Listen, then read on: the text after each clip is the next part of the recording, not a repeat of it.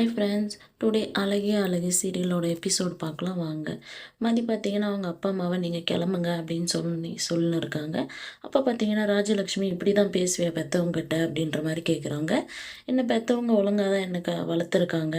நீங்கள் எந்த இதில் தலையிடாதீங்க, எதாக இருந்தாலும் என்ன கேளுங்க, நீங்கள் அவங்கள எதுக்கு வர சொல்கிறீங்க, நீங்கள் இதுக்கு மேலே அவங்கள வர சொல்லாதீங்க அப்படின்ற மாதிரி சொல்கிறாங்க.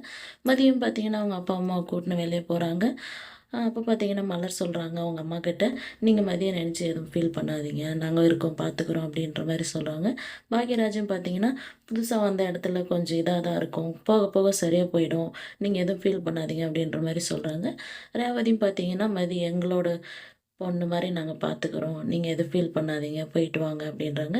அப்போ பார்த்தீங்கன்னா மதியம் ஒரு ஆட்டோ வர வைக்கிறாங்க. வந்ததும் அப்பா நீங்கள் கிளம்புங்க, ஆட்டோ வந்துச்சு அப்படின்ற மாதிரி சொல்கிறாங்க. அவங்களும் கிளம்புறாங்க.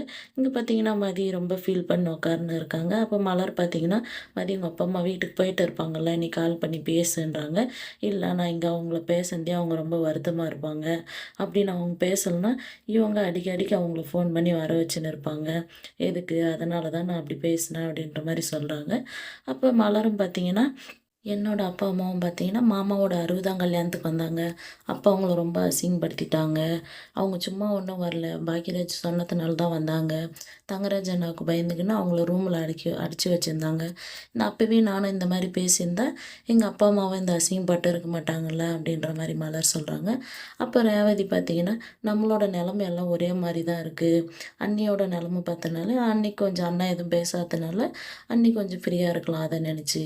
என்னோட நிலமை பார்த்தீங்கன்னா ரொம்ப மோசமாக இருக்குது அப்படின்ற மாதிரி சொல்கிறாங்க. மதியம் பார்த்தீங்கன்னா உனக்கு போக போக சரியாக போயிடும், ஃபீல் பண்ணாத மதி அப்படின்றாங்க. இல்லை நான் கவலையெல்லாம் ஒன்றும் இல்லை, கொஞ்சம் அப்செட்டாக இருக்கேன், வேறு ஒன்றும் இல்லை அப்படின்ற மாதிரி மதி சொல்கிறாங்க. அப்புறம் பார்த்தீங்கன்னா எல்லோரும் சாப்பிட கூப்பிட்றாங்க. ரேவதி எல்லாருக்கும் சாப்பாடு எடுத்து வைக்கிறாங்க. மதி பார்த்தீங்கன்னா அமைதியாகவே இருக்காங்க. அதுக்கு ராஜலக்ஷ்மி பார்த்தீங்கன்னா நீ ஏதாச்சும் வேலை செய்ய அப்படின்ற மாதிரி சொல்கிறாங்க. அதுக்கு மலர் பார்த்தீங்கன்னா இல்லை நாங்களே பார்த்துக்குறோம் அப்படின்ற மாதிரி சொல்கிறாங்க.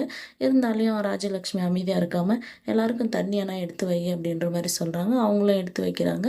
அப்போ பார்த்தீங்கன்னா சாப்பிட்டவங்க எல்லாம் வேஸ்ட்டெல்லாம் எடுத்து கீழே வைக்கிறாங்க.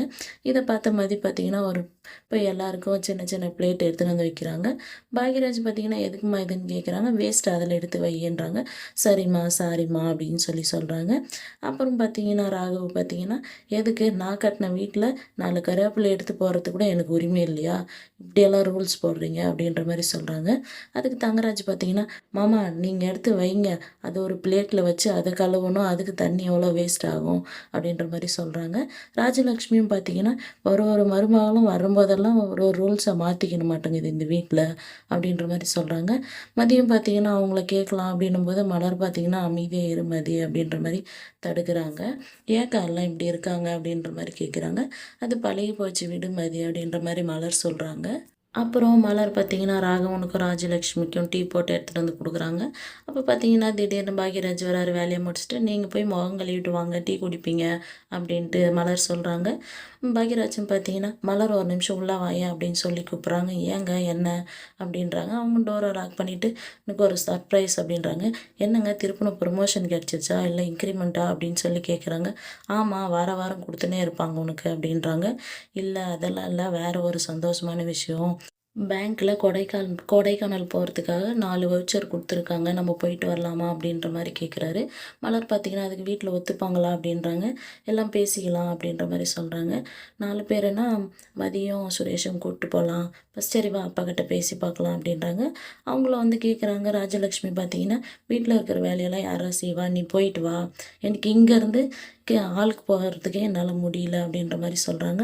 அதுக்கு மலர் பார்த்திங்கன்னா பக்கத்து வீட்டில் இருக்க சுகந்தியை வர சொல்லிடலாம் அத்தை அப்படின்ற மாதிரி சொல்கிறாங்க. ஓ எல்லாம் பேசி வச்சுட்டுக்கிறியா அப்படின்றாங்க. இல்லை இதுக்கு மேலே தான் அத்தை பேசணும் அப்படின்னு சொல்கிறாங்க.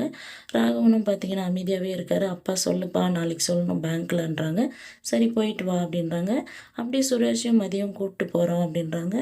சரி சுரேஷும் கூப்பிட்றாங்க. சுரேஷ் எதுக்கு, நான் எனக்கு வேலை இருக்குது அப்படின்றாங்க. எல்லாம் பார்த்துக்கலாம் வாடா போயிட்டு வரலாம் அப்படின்ற மாதிரி சொல்கிறாங்க. ராகவனும் சொல்கிறாங்க போயிட்டு வாப்பா அப்படின்னு சொல்லிட்டு. சுரேஷும் சரிப்பா அப்படின்றாங்க.